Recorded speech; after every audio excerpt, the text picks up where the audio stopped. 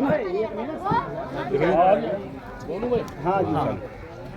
आज मेरी जन्मभूमि गांव रूठा के समस्त ग्रामवासियों से मैं माफ़ी मांगना चाहूँगा, क्योंकि आज मुझे सवेरे ही पहुंचना चाहिए था, लेकिन कुछ मेरी ऐसी मजबूरी, कुछ मीटिंग जिसकी वजह से रुकावट पड़ी और मैं टाइम निकालते निकालते इस समय पर आकर के पहुंचा हूं।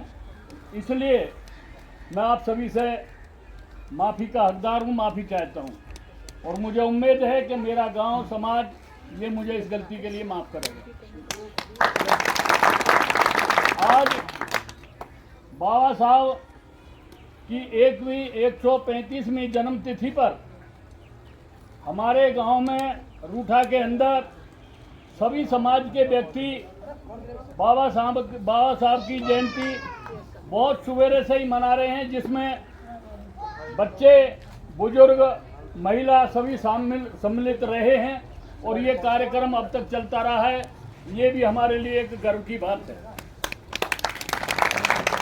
मैं अपने गांव के जो बच्चे पढ़ रहे हैं और जो बच्चे यहाँ इकट्ठे हैं, मैं बताना चाहूँगा कि बाबा साहब का जन्मदिन हमारे लिए किस लिए जरूरी है, किस लिए उनकी मान्यता जरूरी है और किस लिए उनका सम्मान करना हमें जरूरी है कि बाबा साहब ने जो अपना भारत का संविधान बनाया, इसमें सबसे पहला एक उज्जवल भविष्य के लिए जो कार्य किया, वो कार्य है कि भारत के हर नागरिक का, चाहे वो ब्राह्मण है, चाहे राजपूत है, चाहे जाट है, चाहे गुजर है, चाहे गोस्वामी है, चाहे जाटव है, सबको समानता का अधिकार दिया। भारत के संविधान के अंदर अगर पंडित जी की एक वोट है, उसकी कीमत एक है, तो यहाँ दलित समाज की, जाटव समाज की वोटों का भी गिनती एक ही है। किसी कास्ट की वोट इस अधिकार के अनुसार सिर्फ एक व्यक्ति की एक ही वोट गिनी जाती है। ये एक वोट के मतलब अपने आप में सामाजिक तौर पे कोई आपको अपना कितना सोचे, लेकिन ये अधिकार हमें बाबा साहब ने दिया है कि हम सब एक समान हैं और इसलिए आप सबका वोट की कीमत एक है, गिनती एक ही होती है, चाहे किसी भी कास्ट का हो। दूसरी बात यह है कि जो पिछले कुछ समय से देख रहा हूँ, देश तो बहुत बड़ी चीज है। हम लोगों को गांव के विकास के लिए जो काम करने चाहिए हो रहे हैं और जितने हो रहे हैं उतने अच्छे हैं। कुछ और होता तो ज्यादा अच्छा था, वो खैर बात की बात है। और इस अवसर पर मैं ये बात कहने में बिल्कुल नहीं चूकूंगा कि अभी तक गांव की प्रधानी की किसी वोटों की कोई चर्चा नहीं है, कुछ भी ना ये पता है सीट किस में आएगी। मेरे से पूछा गया कि क्या आप चुनाव लड़ोगे, तो मैंने गांव में मैसेज जरूर दे दिया है कि हाँ, अगर अब की बार चुनाव होगा तो सिर्फ एक बार चुनाव, लास्ट बार लड़ेंगे। और जो कमी अगर रही है, उस कमी जो मेरे अंदर भीतर मुझे पता है, उन गलतियों को, उन कमियों को, समाज की दूरता को मैं दूर करने का प्रयास करूंगा, ताकि हर समाज के व्यक्ति को समान अधिकार हो। और ये भी आप बता देता हूँ आप कि अगर ये सीट एससी में आती है तो आपके समाज से मेरा अनुरोध है कि अपना व्यक्ति तैयार रखें, उसको चुनाव लड़ने में पूरा सहयोग करूंगा, चुनाव लड़ाऊंगा।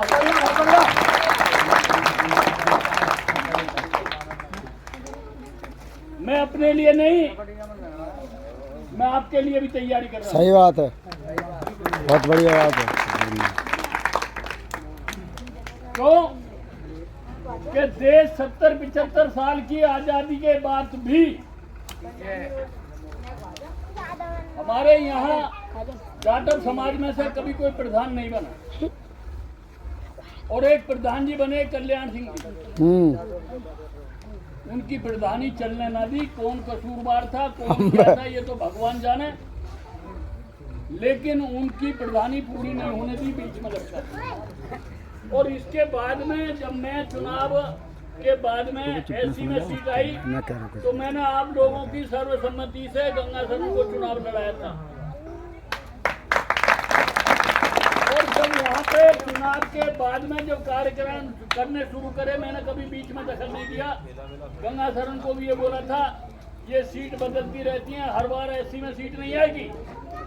तेरे को जो एक काम यहाँ से बच गया है, धनंजय नाली जो कुछ भी जाने कराना है, तो तू अपने कार्यक्रम को अपने इधर चालू रख और जितना ज्यादा करा सके वो करवा।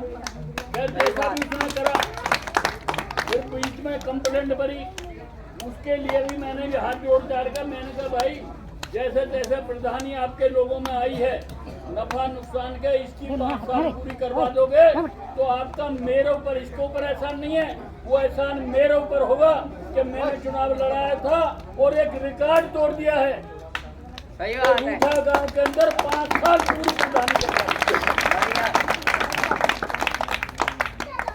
तो कहने के लिए बात बहुत है, निकालने के लिए कमी बहुत है।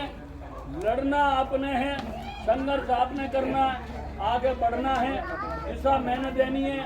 और व्यक्तिगत किसी पे मैं कटाक्ष नहीं कर रहा। आज मुझे एक फोन अमरगढ़ से उल्ली तरफ आ गया, तो वो आया था फोन के जी आप कहाँ पे हो। मैंने कहा भाई मुझे ना बताइए भाई कौन आदमी है। तो मैंने कहा भाई मेरे काम में जो मैं सुबह से नहीं पहुँच पाया, मैं भाग रहा हूँ, काम पे जा रहा हूँ, मैं अपने को इस टाइम पे बोले जी मैं काम से ही तो बोल रहा हूँ। तो बताओ क्या बात है।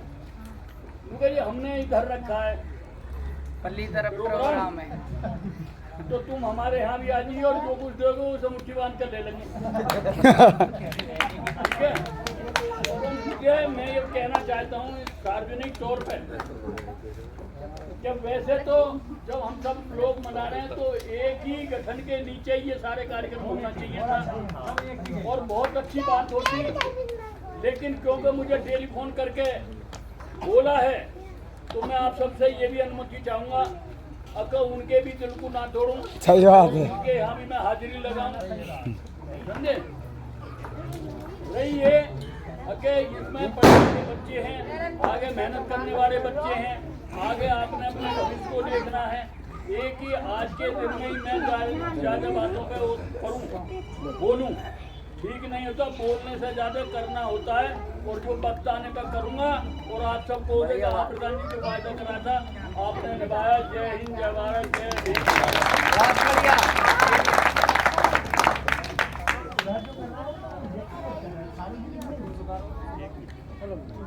अरे भैया